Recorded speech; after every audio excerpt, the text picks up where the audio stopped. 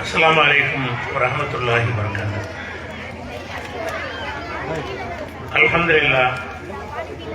அல்ஹம்துலில்லாஹி நஹ்மதுஹு வ நஸ்தஈனுஹு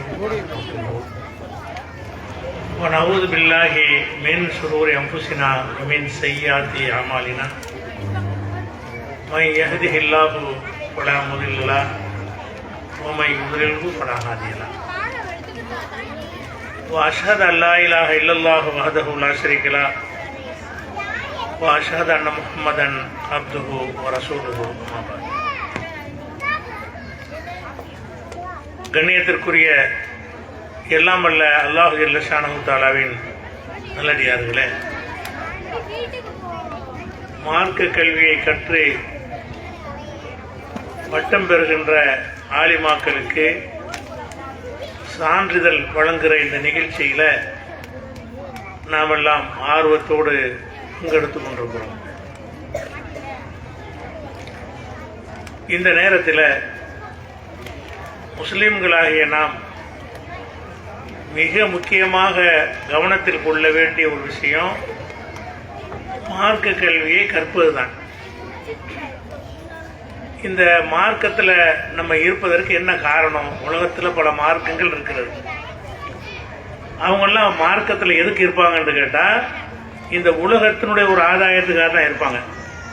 இது செஞ்சால் கடவுள் அதை செய்வார், நமக்கு செல்வத்தை தருவார், நம்ம குழந்தையை தருவார், நிம்மதியை தருவார் என்று அவங்களாம் ஒரு கடவுளை நினைத்து கொண்டு எல்லாமே இந்த உலகத்தில் நல்லா இருக்கிறதுக்கு தான் மற்ற மதங்கள்ல எல்லாம் இருப்பாங்க. ஆனால் இஸ்லாத்தில் நீங்கள் இருப்பதாக இருந்தால் இந்த உலகத்தில் நல்லா இருப்பதற்காக இருக்கிறது கிடையாது.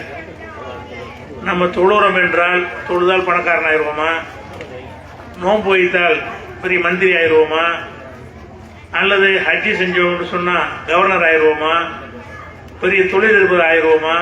இல்லை. நம்ம செய்கிற எல்லா வணக்கங்களுக்குமே நம்ம என்ன எதிர்பார்க்கிறோம் என்று கேட்டால், இதெல்லாம் அல்லாஹ் பார்த்துக்கிட்டு இருக்கிறான், இதெல்லாம் அல்லாஹ் பதிவு செஞ்சுக்கிட்டு இருக்கிறான். இது ஒவ்வொன்றையும் பதிவு செய்து நமது மரணத்திற்கு பிறகு உள்ள வாழ்க்கையில இதற்கெல்லாம் அல்லாஹ் கூலி தருவான். அதுக்கு தானே நம்ம தொழுகிறோம். தொழுகிறதுனால என்ன நம்ம எதிர்பார்க்கிறோம் என்று கேட்டால், இந்த உலகத்தில் உள்ள ஆதாயத்தை எதிர்ப்பு. தொழுவது சிரமமா தானே இருக்கு.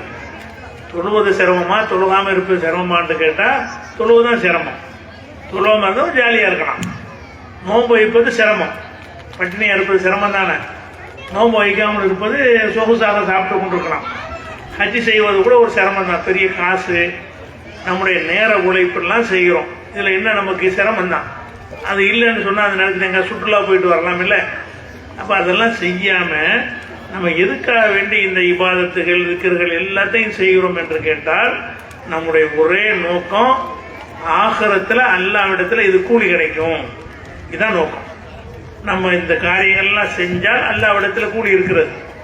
இந்த காரியங்கள் எல்லாம் செய்ய தவறினால் அதுக்கு அல்லாஹ்விடத்தில் கேள்வியும் தண்டனையும் இருக்கிறது என்ற காரணத்திற்காகத்தான் நம்ம வணக்க வழிபாடுகளில் செய்கிறோம். அதே மாதிரி எத்தனையோ பாவங்கள் இருக்கிறது. மனிதர்கள் பாவம் செய்பவர்களாக படைக்கப்பட்டிருக்கிறார்கள். எந்த மனுஷனும் நாம் பாவமே செய்யலை என்று சொல்ல முடியாது. ஆனாலும் இயன்ற அளவுக்கு பல பாவங்கள் இருந்து விலகி இருக்கிறோம். என்ற அளவுக்கு எத்தனை சகோதரர்கள் குடிக்காமல் இருக்கிறார்கள், எத்தனை சகோதரர்கள் மோசடி செய்யாமல் இருக்கிறார்கள், எத்தனை சகோதரர்கள் ஒழுக்கமாக இருக்கிறார்கள் என்ற அளவுக்கு. அப்போ நம்ம இதெல்லாம் எதுக்கு செய்கிறோம் என்று கேட்டால், இதையெல்லாம் நம்ம அந்த தவறுகளை செஞ்சால் அல்லாஹ் கேள்வி கேட்பான். இந்த தீமையிலிருந்து முஸ்லிம்கள் விலகி இருக்கிறார்கள் என்று சொன்னால் அதற்கு என்ன காரணம்? நம்ம இந்த தீமையை செஞ்சோம் என்று சொன்னால் அல்லாஹ்விடத்தில் கேள்வி இருக்கிறது. இதுக்கு தான் இந்த மார்க்கத்தில் இருக்கும். அப்ப இந்த மார்க்கத்தில் நம்ம இருக்கிறது முக்கிய நோக்கம் என்னன்னா, மறுமையில் வெற்றி பெறணும்.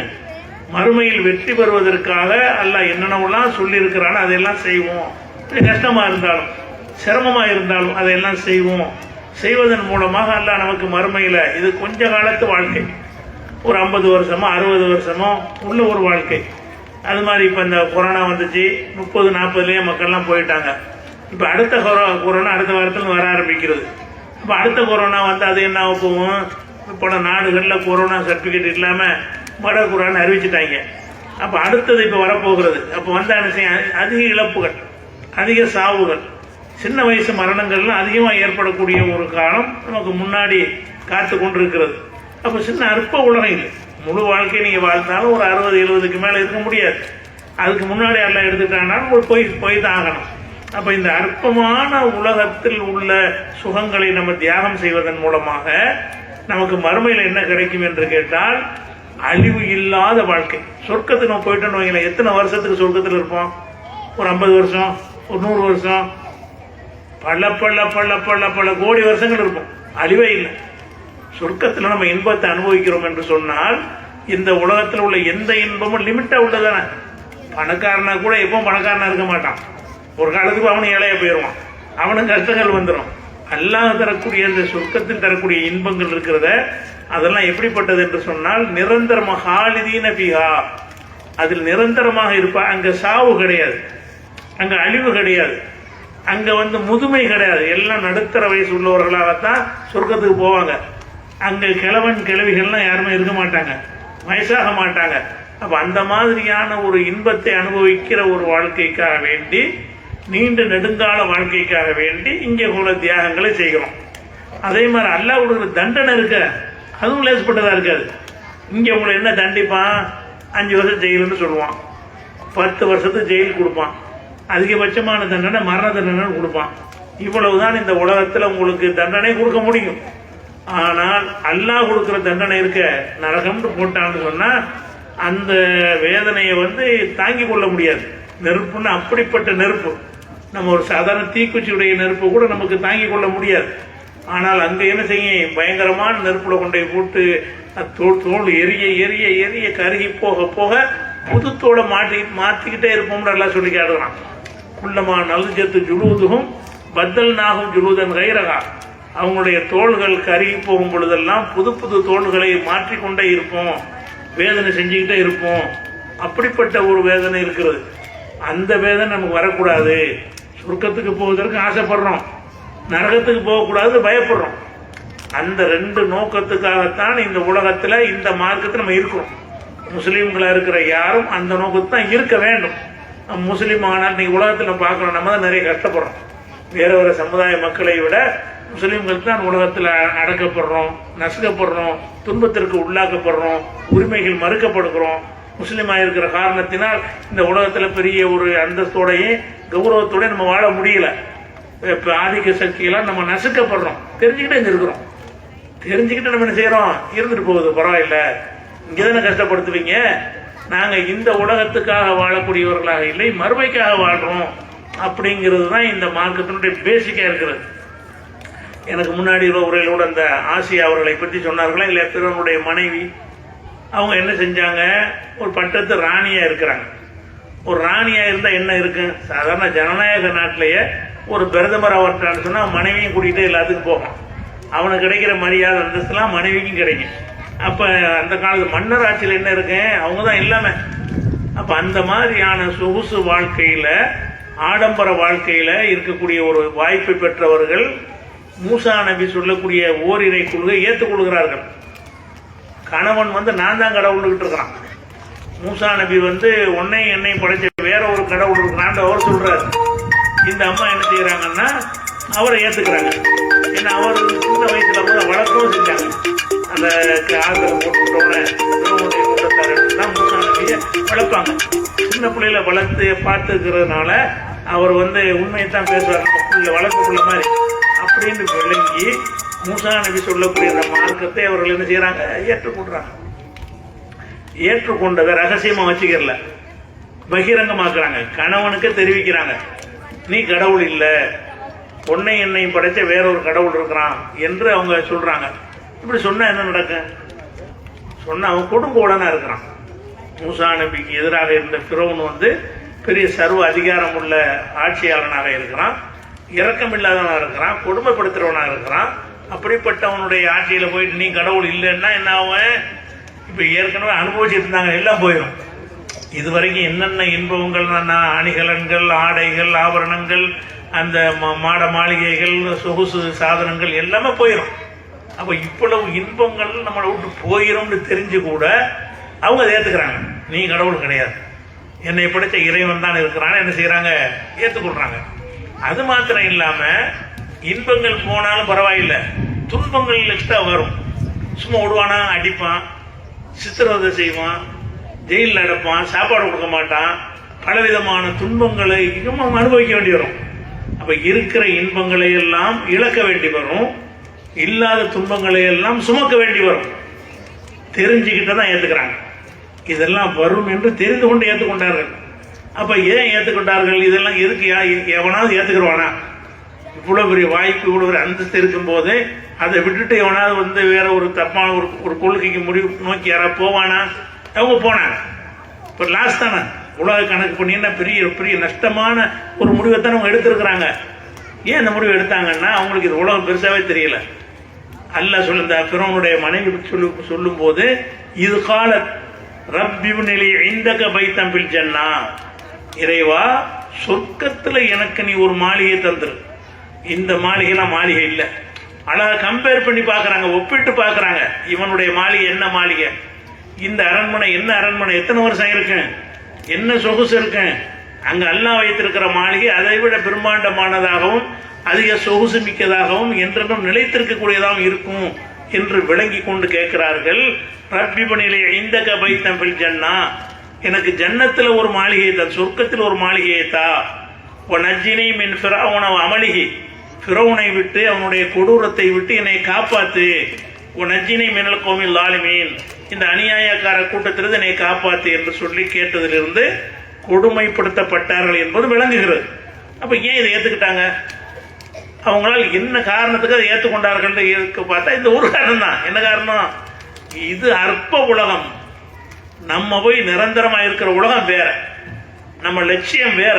அதை விளங்கி கொண்டவர்களுக்கு இந்த உலகத்தில் இந்த எந்த இழப்பும் இழப்பாக தெரியாது, எந்த ஒரு பெரிய பெருமதிகளும் பெருமதியா தெரியாது.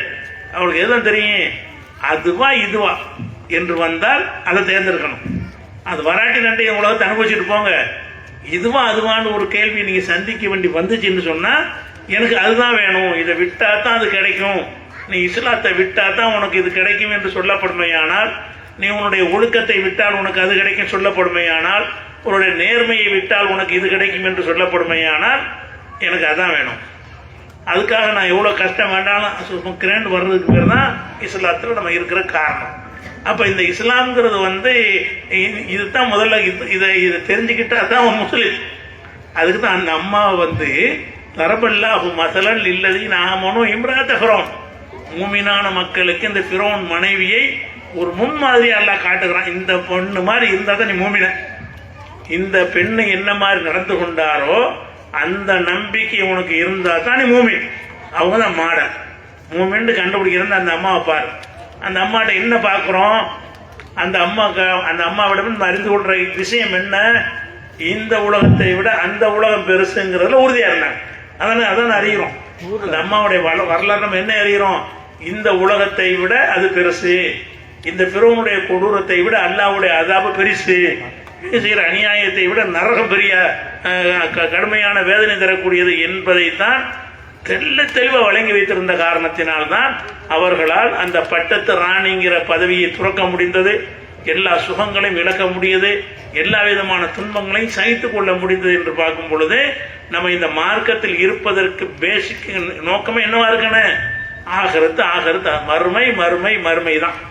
இதை ஆழமா பஞ்சிக்கணும். இன்னும் சொல்ல போனா, நமக்கு சரியான ஒரு ஈமான் உள்ளத்துல பதிஞ்சிருச்சுன்னு சொன்னா, நம்ம எவ்வளவு காலம் முஸ்லீமா இருக்கிறோம், பல தலைமுறையா இருக்கிறோம். 60 வருஷம் முஸ்லீமா இருக்கிறோம், 50 வருஷம் முஸ்லீமா இருக்கிறோம், 200-300 ஆண்டுகளாக முஸ்லீம் பரம்பரையில வந்திருக்கிறோம். நம்ம ஈமான் நுழைஞ்சு இவ்வளவு வருஷம் ஆயிடுச்சுல. ஈமான் நுழைஞ்சா அடுத்த செகண்டே உங்களுக்கு என்ன வரணும்னு கேட்டா அதுக்கு ஒரு வரலாறு எல்லாம் சொல்லி காட்டணும். ஈமான் உங்களுக்கு வந்துருச்சுன்னு சொன்னா அடுத்த நிமிஷமே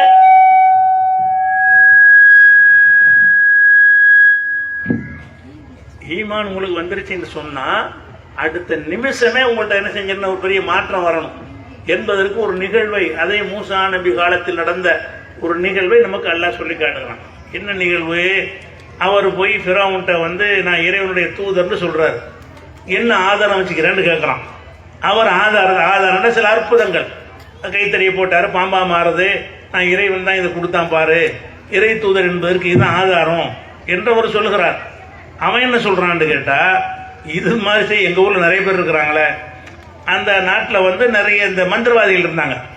மந்திரவாதிகள்னா இல்லாத இருக்கிற மாதிரி காட்டுறது, தந்திர வித்தைகள் மூலமாக சில விஷயங்களை ஒரு அதிசயத்தை நிகழ்த்துவது போல ஒரு போலி தோற்றம் ஏற்படுத்துவது, இந்த மாதிரி மேஜிக் செய்கிறாங்கல்ல, இந்த மாதிரியான ஒரு நிபுணர்கள் வந்து நிறைய அவனுடைய நாட்டில் இருக்கிறாங்க. அவன் சொல்றான், இது என்னப்பா பெரிய அற்புதம், நம்ம நாட்டில் மந்திரவாதி அவ்வளோ பேர் இருக்கிறான், அவங்களோட போட்டிக்கு வர்றியா, போட்டியில் நீ ஜெயிக்கிறியா என்று மூசா நபிட்ட கேட்குறான். அவர் சரிட்டாரு, போட்டிக்கு வர சொல்லு. அப்போ போட்டி வைக்கிறாங்க. என்ன போட்டி வைக்கிறாங்க? அந்த பக்கம் பூரா மந்திரவாதி, இந்த பக்கம் மூசா நபி, ரெண்டு பேரும் நேருக்கு நேரம் இருக்கிறாங்க. அவன் என்ன செய்யறான் என்ன கேட்ட, மூசாவே நீ வித்தையை போடுறியா நாங்கள் போடவான்னு கேட்குறாங்க. இம்மான் துளுக்கிய உமா அண்ணக்கும் அவ்வளோ மண்ணல்கா, நாங்கள் போடட்டுமா இல்லை நீ போடுறியான்னு கேட்குறாங்க. நீங்களே போடுங்க. போட்ட உடனே அவங்க என்ன செய்கிறாங்கன்னா, அவங்களுடைய கயிறுல முறுக்கி என்னமோ ஆயிலாம் தடவி பார்த்தா ஒரு பாம்பு மாதிரி வர்ற மாதிரி ஒரு செட்டப் பண்ணி வச்சிருக்கிறாங்க. கைத்தை தான் போடுறாங்க, அது பாம்பு மாதிரி நெளியுது. நிஜ பாம்பு வரல, பாம்பு போட்டு தோற்றம் அளித்தது. கையலு இலகி அன்னஹா ஹையத்தும் தசா, அது சீருகிற பாம்பை போல ஒரு பொய் தோற்றம் ஏற்பட்டது என்று அல்லாஹ் சொல்லி காட்டுறான். ஒரு மந்திர வித்தை தந்திரத்தின் மூலமாக கைத்தறி தூக்கி போடுறாங்க. போடும்போது கைத்தறியா இருக்கு, கொஞ்ச நேரத்தில் பாம்பு மாதிரி அது நெளியுது. கைத்தறி பாம்பு மாதிரி நெளியுது, கயிறுகள் பாம்பு மாதிரி ஓடுகிறது. அப்படின்ற உடனே இந்த செஞ்சு காட்டி இப்போ இதுக்கு என்ன பதில் சொல்றேன்னு மூசாட்ட கேட்குறாங்க. நாங்கள் எங்கள் வித்தையை காட்டிட்டோம்ல, நீ உன் வித்தையை காட்டு. அவர் என்ன செய்யற, அல்லாட்ட கேட்கிறார். அல்லா என்ன செய்யறான்னா, நீ பயப்படாத, லா தகப் இன்னுக்கு அந்தல் ஆளா, நீ தான் ஜெயிப்ப, உன் கையில் இருக்கிற கைத்தறிவை போடுன்றவுன இதை தூக்கி போட்டவுன அந்த அவங்க செஞ்ச பாம்பு வித்தைகள்லாம் முழுங்கி சாப்பிட்டுருச்சு. இது பாம்பா மாறி மாறி அவங்களுடைய வித்தைகளை எல்லாம் முழுங்கியது. அவங்க செஞ்சு வச்ச அந்த பாம்புகளையும் சேர்த்து முழுங்கிருச்சு. இப்போ வெற்றி தோல்வி உடனே தெரிஞ்சிடும்ல, இவங்களும் செஞ்சார் அவரும் செஞ்சார்னா வெற்றி தோல்வி தெரியாது. இவருடைய வித்தை அவங்களுடைய வித்தையை முழுங்கிருச்சுன்னு சொன்னா இவர் ஜெயிச்சார்னு எல்லாம் தெரிஞ்சு போயிருமா, சந்தேகத்துக்கு இடம் இல்லாம. அவங்க போட்ட பாம்பை இவர் போட்ட பாம்பு சாப்பிட்டா என்னவாயிரும், இவர் ஜெயிச்சிட்டாரு அவங்க தோத்துட்டாங்கிறது பளிச்சுன்னு தெரிஞ்சு போயிடும். அப்ப இது தெரிஞ்சவுன அந்த சூனிய மந்திரக்காரங்க இருக்காங்கல்ல, அவங்க யோசிக்கிறாங்க, என்னடா இது நம்ம எவ்வளவு பயிற்சி பெற்ற ஒரு சூனிய மந்திரவாதிகள், நம்ம எவ்வளவு பெரிய தந்திரங்கள்லாம் செஞ்சு பெரிய பெரிய காரியங்கள்லாம் செஞ்சுக்கிட்டு இருக்கிறோம், இதையெல்லாம் வந்து ஒரு கைத்தறியை போட்டு புஷு ஒண்ணுலாம் ஆக்கிட்டார. அப்ப இது நிஜம் நம்ம செஞ்ச தந்திரம். அவங்க விளங்குறாங்க, இது நம்ம செஞ்சது மோசடி, பித்தலாட்டம் செஞ்சு மக்களை ஏமாது கண்கட்டி வித்தை. இவர் செஞ்சது பாம்பா மாதிரி இருக்கு, நிஜமாக பாம்பாக மாறி நம்ம பாம்பையெல்லாம் முடுங்கிருச்சுன்னு சொன்னா இது வந்து கண்டிப்பாக இவர் இறைவன் புறத்திலிருந்து உள்ள தூதர் தான். அவங்களுக்கு விளங்குது.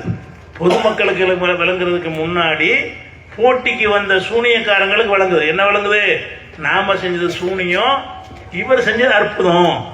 நாம செஞ்சது தந்திர வித்தைகள், இவர் செய்த நிஜமான அதிசயம் என்று அவங்களுக்கு விளங்குன அடுத்த செகண்ட் என்ன செய்யறாங்கன்னு கேட்டா, ஆமன்னா பி ரப்பி மூசாவோ ஹாருன்ட்டாங்க. அந்த சபையில வச்சுக்கிட்ட தோல்வியை ஒத்துக்கொண்டு ஆமன்னா பி ரப்பி மூசாவோ ஹாரூன், மூசாவும் ஹாரூனும் சொல்ல இறைவனை நாங்களே ஏத்துக்கிறோம்ட்டாங்க. எதை ஃபிரௌன் வெயிட் பண்ணிட்டு இருக்கிறான் தீர்ப்பு சொல்வதற்காக வேண்டி. இவங்களே போட்டியில கலந்துக்கிட்டோம் தோத்துட்டோன்றாங்க. போட்டியில கலந்து கொண்டவங்கள தோத்துட்டோம்னு சொல்லிட்டு போனா கூட பரவாயில்ல, தோற்பதற்கு உண்மையான அர்த்தம் என்னன்னு கேட்டா இவரை ஏத்துக்கொள்ளணும், அப்பதான் தோற்றதுக்கு அர்த்தம். ஃபார்மாலிட்டியா தோல்வி ஒப்புக்கொள்ளக்கூடாது.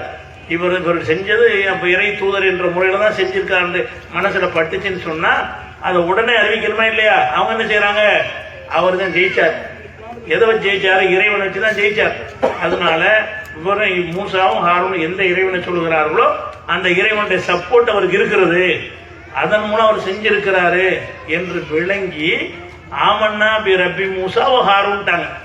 மூசாவும் ஹாரூனும் எந்த இறைவனை எங்களுக்கு சொன்னார்களோ, மூசா 2 நபியை அனுப்பப்பட்டிருந்தாங்க ஒரே நேரத்தில்.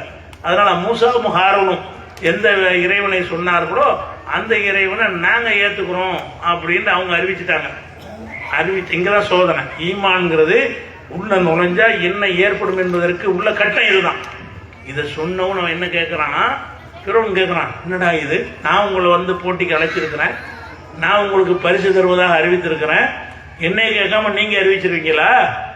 ஆமன்தும் லஹு கப்ல அன் ஆதன லக்கும், என்னுடைய பர்மிஷன் இல்லாம நான் அனுமதி கொடுப்பதற்கு முன்னாடி நீங்க வந்து அவரை ஏற்றுக்கொள்வீர்களா? லவ் கத்தியன் ஐதியக்கும் அர்ஜுலுக்கும் மின் ஹிலாஃப், உங்களுடைய கைகளையும் கால்களையும் மாறுகால் மார்கை என்று சொன்னா வலது காலையும் இடது கை வெட்டுற கிராஸா, மாறுகால் என்று சொன்னா இந்த பக்கம் வலது வெட்டினா இந்த பக்கம் காலில் இடதை வெட்டுறது, காலில் வந்து வலதை வெட்டினா கையில் இடதை வெட்டுறது, அதுதான் மாறுகால் மார்கை. உங்களை வந்து மாறுகால் மார்கை வெட்டுவேன், இந்த பக்கம் கை எடுப்பேன் அந்த பக்கம் கால் எடுப்பேன், இந்த மாதிரி உங்களை செய்வேன். உளவு சல்லி பண்ணக்கும் அஜ்மஈன், உங்களை அத்தனை பேரையும் கழுமரத்தில் ஏற்றி விடுவேன் என்று சொல்லி அவன் எச்சரிக்கிறான். நீங்க வந்து ஏன் சொல்ல கேட்காம என்னுடைய அனுமதி இல்லாம செஞ்சுட்டீங்களா? அப்ப இவங்களுக்கு ஈமான் நுழைஞ்சு எவ்வளவு ஆகுது? 5 நிமிஷம் கூட அவளை இப்பதான் நுழைஞ்சிருக்கு.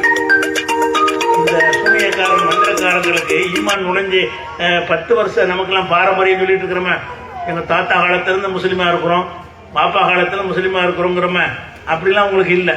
இப்பதான் நுழைஞ்சிருக்கு, இப்பதான் அந்த ஈமான் உள்ளத்துல பட்டிருக்கு. அவங்க என்ன செஞ்சாங்க தெரியுமா?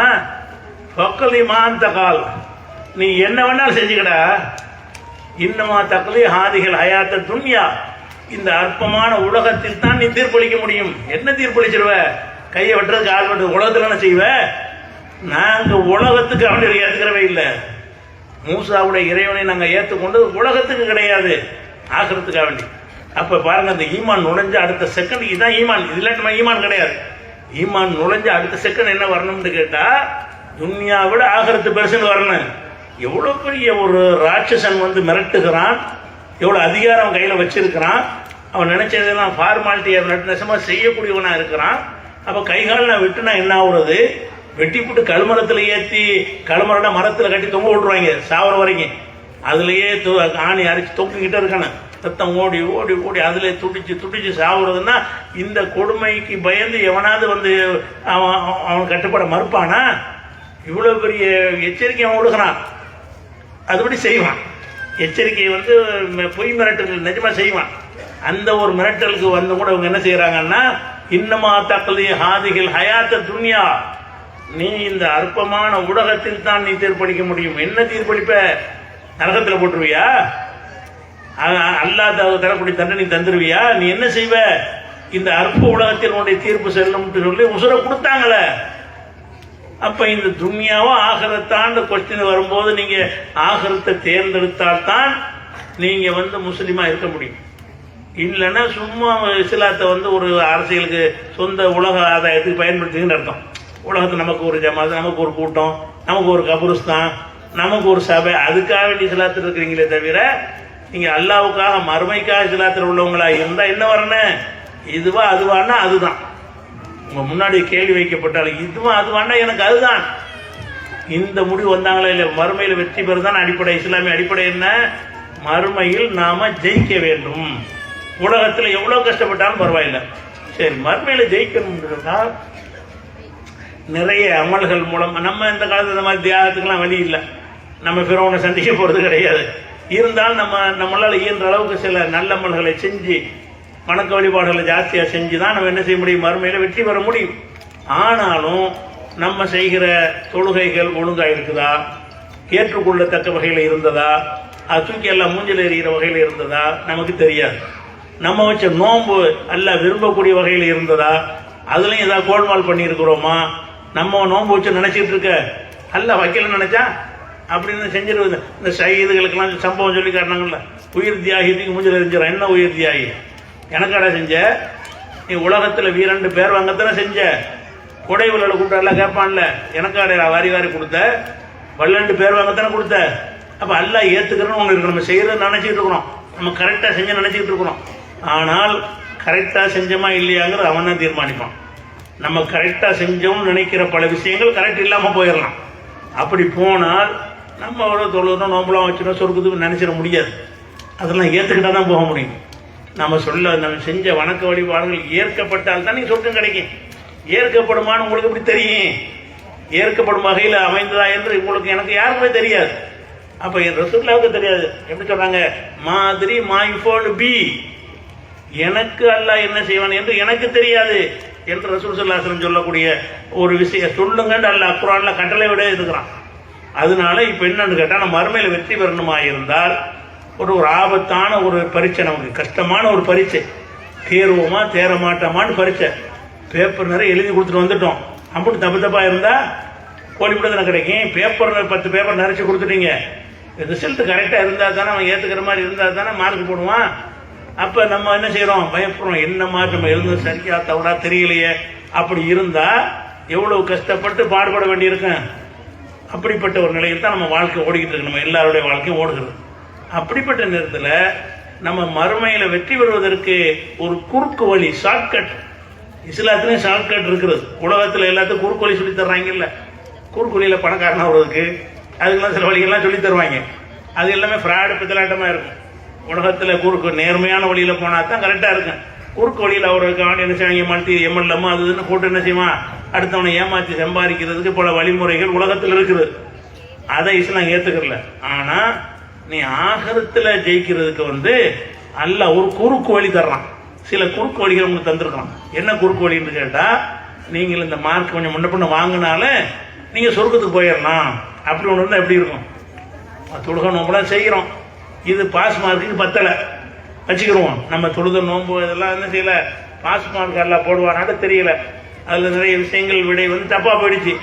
அப்போ நம்ம என்ன நினைக்கணும், அல்லாஹ் வெற்றி பெறுவதற்கு ஏதாவது வழி இருக்கான்னு கேட்டால், அல்லாஹ் நம்ம மீது கருணை கொண்டு இறக்கப்பட்டு அல்லாஹ் என்ன செய்யறான்னு கேட்டால் சில குறுக்கு வழிகளை உங்களுக்கு தர்றான்.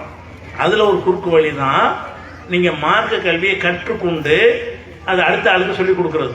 ரசூலுல்லாஹ் சொல்றாங்க, இதா மாத்தல் இன்சானும் இன்காத்தான் அமலகோ இல்லாமின் தலா, எந்த மனுஷன் மரணித்தாலும் 3 காரியங்களை தவிர அவனுடைய செயல்பாடு முடிஞ்சு விட்டது. 3 விஷயம் மூத்துக்கு பிறகும் அவன் செயல்பாடு இருந்து கொண்டே இருக்கும். 3 காரியம் அவன் செத்துருவான், அவனுடைய செயல்பாடு இருந்துகிட்டே இருக்கும். அதுல ஒரு காரியம் என்னன்னு கேட்டால், இல்முன் யுன்தஃபூபிஹி, பயனுள்ள ஒரு கல்வி. இந்த பயனுள்ள கல்வி எப்படி மூத்துக்கு பிறகு வரும் என்று கேட்டால், இப்போ நான் உங்களுக்கு இந்த விஷயத்தெல்லாம் சொல்லிட்டேன், நான் மூத்தா போயிட்டேன். நான் மூத்தா போன பிறகு இந்த செய்தியை நீங்கள் கேட்டு நீங்கள் வாழ்க்கையில் கடைப்பிடிக்கிறீங்க, கடைப்பிடிச்சிங்கன்னா அதில் ஒரு பங்கு எனக்கு கிடைக்கும். அதை கேட்டு நீங்கள் கொஞ்சம் பேர் போய் சொல்கிறீங்க, அதை கேட்டு கொஞ்சம் பேர் கடைப்பிடிக்கிறாங்க, அந்த நன்மை உங்களுக்கு கிடைக்கும், எனக்கு கொஞ்சம் வராதுங்க. எம்எல்ஏ மாதிரி சங்கிலி தொடராக நான் இந்த விஷயம் ஒரு 1000 வருஷத்துக்கு போகுதுன்னு வைங்க, 500 வருஷம் போகுதுன்னு வைங்க, 500 வருஷம் வாழ்ந்த மக்களும் செய்யக்கூடிய அந்த உங்களுடைய பிரச்சாரத்தினால், உங்களுடைய போதனையினால் 500 தொழுகை இல்லாத ஒருத்தன் என்ன செஞ்சுட்டான், உங்கள் சொல்ல கேட்டு தொழுகை ஒன்று ஆகிட்டான். இப்போ உங்களுக்கு 2 தொழுகை நன்மை கிடைச்சிரும்ல. இப்போ நீங்கள் தொழுகை நன்மை ஒன்று கிடைக்கும், அவன் தொழுகிறான அந்த நன்மை ஒன்று கிடைக்குமே. நம்ம மார்க் கூடியிருமே, எப்படியாவது போனஸ் மார்க், இதெல்லாம் போனஸ் மார்க்குகள் வந்துக்கிட்டே இருக்கும். அப்போ ஒரு 1000 பேர் உங்கள் சொல்ல கேட்டு தொழுதான்னு சொன்னால், 1000 பேரில் ஒரு 200 பேருடைய தொழுகை ஏற்கப்பட்டதாக இருந்துச்சுன்னு சொன்னால் உங்களுக்கு 200 வந்துருமே. இப்போ அப்போ ஒரு தொழுகையை கொண்டு அடைகிற நன்மை என்ன செய்யலாம், நீங்கள் 200 மடங்கு அடையலாமே.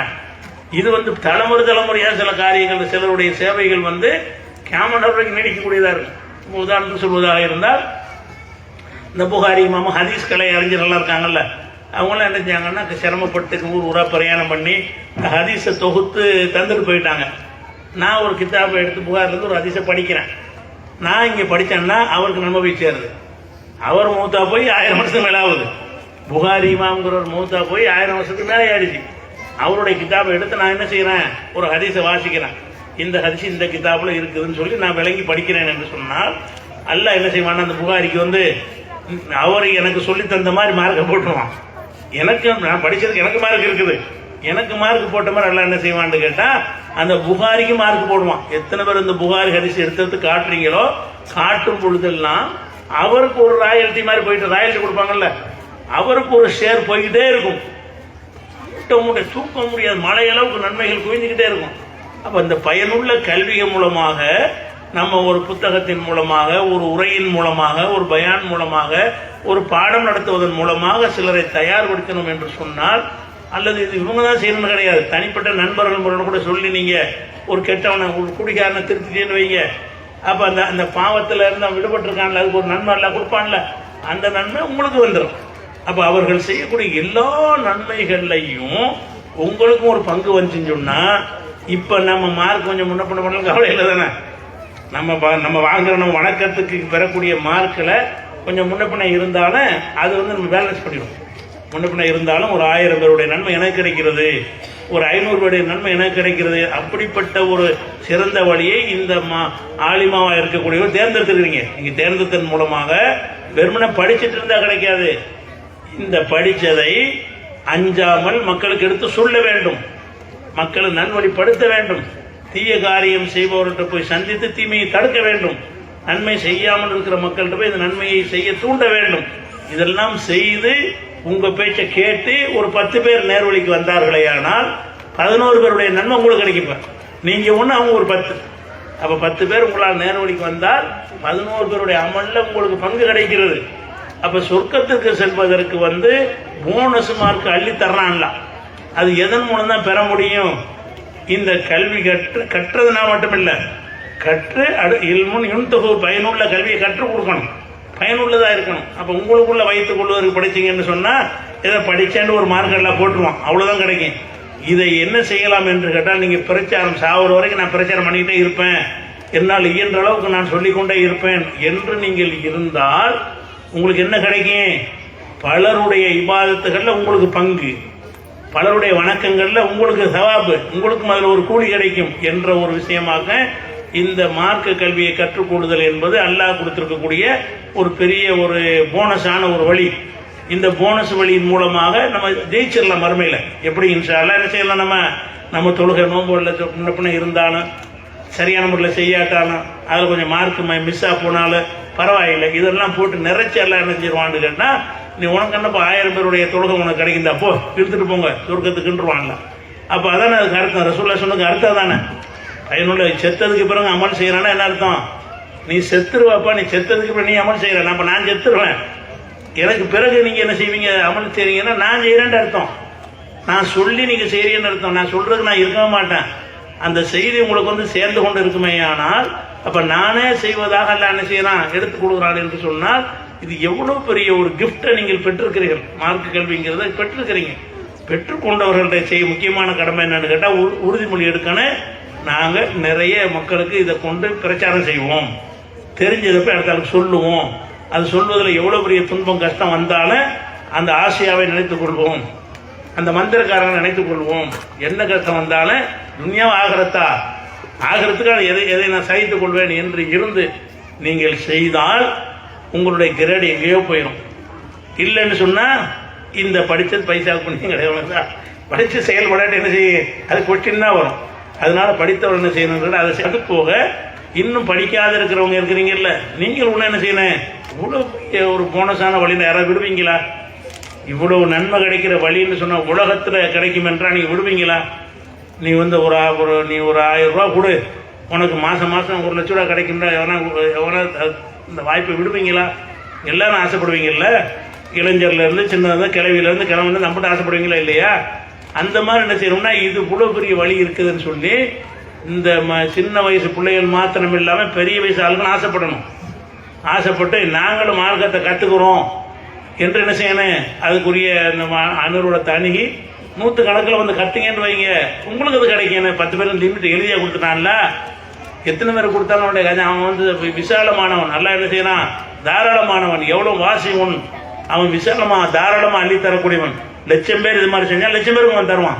அவனுடைய கஜானா குறையாது, ஆகண்டா ஆக போகுது, அவனுக்கு எதுவும் குறைபாடு ஏற்படாது. அதனால வந்து இந்த கல்வியை கற்பதற்காக வேண்டி நீங்க என்ன செய்யணும், மறுமை இலக்காக கொண்டவர்களாக இருந்தால் நீங்கள் தேர்ந்தெடுக்கிறது கல்வியாத்தான் இருக்கணும். மறுமையில் வெற்றி பெறுவதற்கு உறுதி செய்யக்கூடியது இதுதான். கல்வி கற்க வேண்டும், கற்றதை அடுத்தவங்களுக்கு சொல்ல வேண்டும். இந்த ஒரு நிலையில வந்து வயசானவங்க, நடுத்தரமானவங்க, புள்ள குட்டி வச்சிருக்கிறவங்க எல்லாருமே என்ன செய்யலாம், அவங்களுக்கான ஒரு நேரத்தை ஒதுக்கி அதை வந்து நீங்க படிச்சீங்கன்னு சொன்னா, ஒரு வருஷத்துல ஓரளவுக்கு மார்க்கத்தை அறிஞ்சீங்கன்னு சொன்னா, அறிஞ்ச மார்க்கத்தை நீங்கள் இன்னும் சொல்ல போனா உங்க பிள்ளைகளுக்கு சொல்லிக் கொடுப்பீங்களா, அந்த அளவுக்கு நன்மை கிடைக்கும்ல. நீங்க மார்க்கத்தை அறிஞ்சீங்கன்னு சொன்னா உங்க குடும்பத்தில் உள்ள ஒரு கணவருக்கோ சகோதரருக்கோ உங்க பிள்ளைகளுக்கோ நல்ல முறையில் வளர்த்தீங்கன்னு சொன்னா அதுக்கு நன்மை உங்களுக்கு கிடைக்கத்தானே செய்யும். அதுக்காக வேண்டியது படிக்கத்தானே வேண்டி இருக்கிறது. அதனால இந்த மார்க்க கல்வியை கற்பதில் வந்து இவங்க கற்றபடி செயல்படணும் என்பதை அவங்களுக்கு சொல்லிக் கொடுறேன். நீங்கள் கற்காமல் இருக்கிறீங்கல்ல, பயான் மட்டும் கேட்டு போகாமல் மார்க்கத்தை நல்ல முறையில் பேசிக்கிலேருந்து அடிப்படையிலேருந்து விளங்கி படிக்கிறீங்கல்ல, அப்படி படிக்க நீங்கள் அதிகமானவர் முன் வந்தீர்கள் என்று சொன்னால் உங்களுடைய மறுமை வெற்றி என்ன செஞ்சேன் எளிதாயிரும், மறுமை வெற்றி உறுதியாகிவிடும் என்பதை மாத்திரம் இந்த நேரத்தில் ஒரு சுருக்கமான ஒரு உரையாக கூறிக்கொண்டு நிறைவு செய்கிறேன். வாஹிர் தாவானா அனில் அல்ஹம்துலில்லாஹி ரப்பில் ஆலமீன். அஸ்ஸலாமு அலைக்கும்.